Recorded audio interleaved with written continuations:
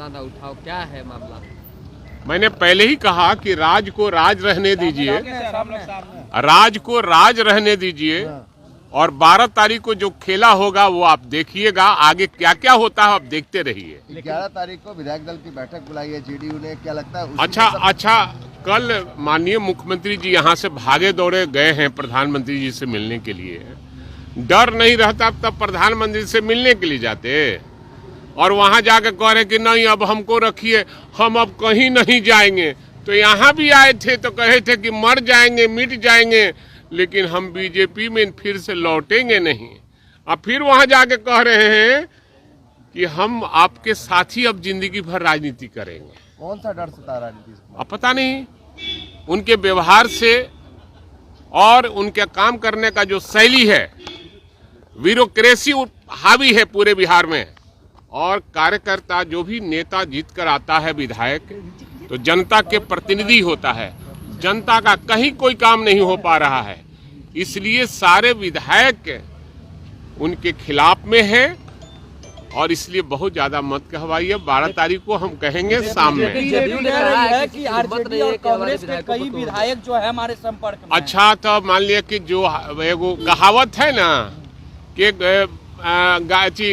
रेलगाड़ी में लोग जा रहे थे, पहले रेलगाड़ी न कहलाता था, अब न ट्रेन कहलाता है। तो एक आदमी मारा उसको, एगो को हटने के लिए, हटो भाई बैठेंगे, तो आगे नहीं बैठेंगे, नहीं देंगे। मार खाया तो अपने सारे परिवार को, बेटी को, बेटा को, पत्नी को, सबको मार खिलवा दिया। अंत में हटना ही पड़ा। तो कहा कि बाबा क्यों ऐसा आपने किया? तो हम अगर अकेले मार खाते तो तुम कहता कि बाबा मार खा गए, बाबा मार खा गए, इसलिए सबको मार खिलवा दिया। इसलिए जदयू वाले कुछ बोलते हैं उसका ज्यादा आरजेडी नेटिस ने, अरे आरजेडी विधायक जिंदगी में कभी कोई तोड़ नहीं सकता है। हम नहीं, हम इतने मजबूत हैं और हमारे विधायक इतने मजबूत हैं कि दूसरे को तोड़ सकते हैं, अपने टूटे नहीं सकते। जा रहा है क्या? आपकी पार्टी के विधायक कह रहे हैं वो जानता है कि भाई वीरेंद्र के पास कोई फोन कर ही नहीं सकता है। आपके साथी के पास आपने कहा कि हम लोग तोड़ सकते हैं, तो मैंने खेला यही करने वाले। नहीं, हम तोड़ सकते नहीं, सब लोग नाराज है इसलिए हमारे तरफ आ रहे हैं। हम किसी को तोड़ने वाले नहीं हैं, अब किसी को बहकाने वाले नहीं हैं। लोग का काम नहीं हो रहा इसलिए लोग कह रहा कि नहीं ठीक भाई, तेजस्वी यादव ने इतने कम दिनों में इतने लोगों को नौकरी दिया है, 3-3.5 लाख लोगों को नौकरी दिया है, इसलिए ऐसा ही नेता की जरूरत है जो बेरोजगारों को रोजगार दे। भाई सवाल ये है कि पहले लालू यादव, तेजस्वी यादव से ईडी ने पूछताछ कर ली है, अब कल राबड़ी देवी और मीसा भारती। तो इसके पास बचा हुआ और क्या है? केंद्र सरकार के पास ईडी और सीबीआई के अलावा बचा क्या है डराने के लिए?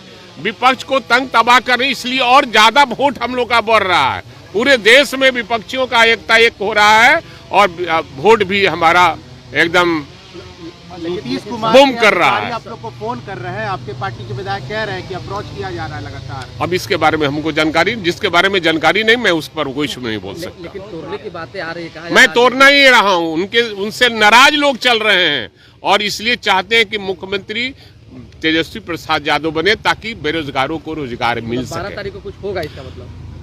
पर्दे में रहने दो, पर्दे न उठाओ, पर्दा उठ जाएगा, सब भेद खुल।